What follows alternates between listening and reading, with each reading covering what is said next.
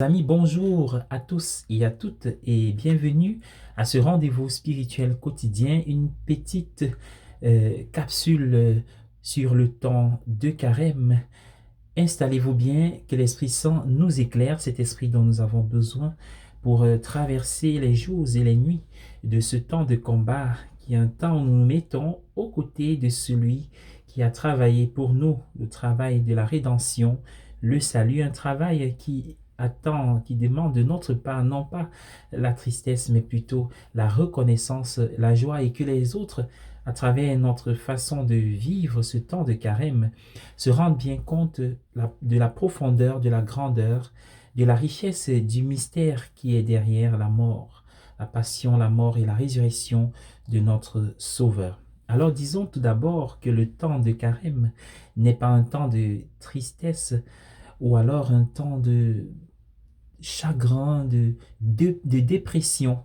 Oui, bien-aimé du Seigneur, c'est vrai que la liturgie du mercredi des cendres et même la liturgie du temps de carême peut avoir des aspects assez austères, une liturgie simplifiée. Mais comme la liturgie, c'est la vie de l'Église, alors nous sommes invités à pouvoir simplifier à notre tour nos propres vies.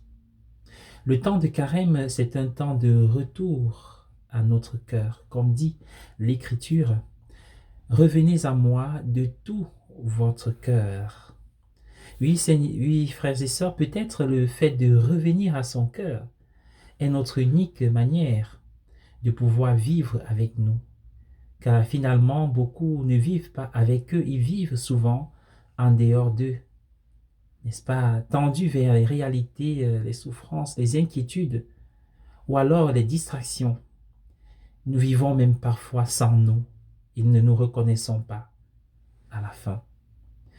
Oui, c'est un travail sur nous. Vivre dans son cœur, revenir à son cœur, c'est un travail qui peut être pénible et douloureux, car il s'agit de se débarrasser parfois de certaines défenses et des projections de l'ego. Mais pour le faire, il faut s'assurer que nous le faisons comme le Christ, en l'imitant dans Philippiens 2, quand il a renoncé à tout, il s'est débarrassé de toute la gloire pour devenir semblable à nous. Alors nous devons le faire par amour, avec l'amour, pour l'amour de Dieu et du prochain. Comment donc vivre cette simplification de notre existence, de notre engagement en tant que chrétien dans ce monde où nous œuvrons, où nous habitons, où nous travaillons? Il faut le faire dans le secret. Secret, c'est un mot qui revient plusieurs fois, qui apparaît plusieurs fois dans la liturgie, par exemple du mercredi des cendres, en secret, et qui est opposé à être vu. Alors nous pouvons relire cet évangile en faisant comme deux colonnes. Tout ce qui doit être fait en secret, tout ce qui est fait en étant vu. Et être vu, c'est le monde de la surface et des apparences, tandis que le secret, c'est le monde de la profondeur, de la maturation. Et nous pouvons terminer par cette image de l'arbre.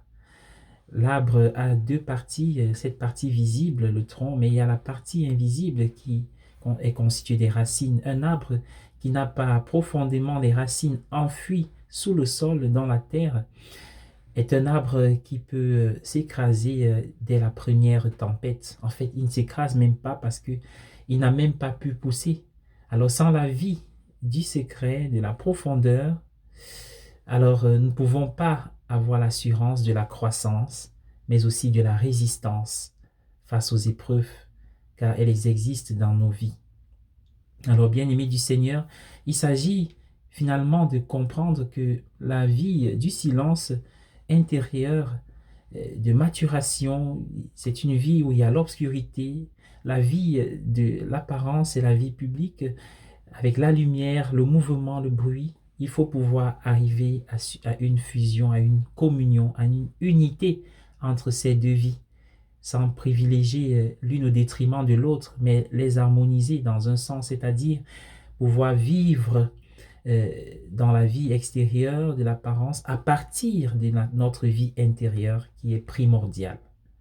Oui, bien-aimé du Seigneur, il s'agit d'être un véritable contemplatif.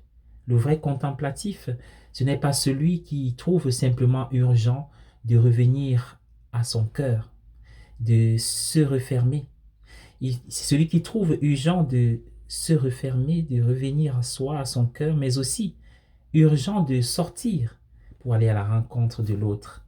Et là, dans l'amour, afin que ce qu'il y a de précieux en nous déborde au-delà de nous.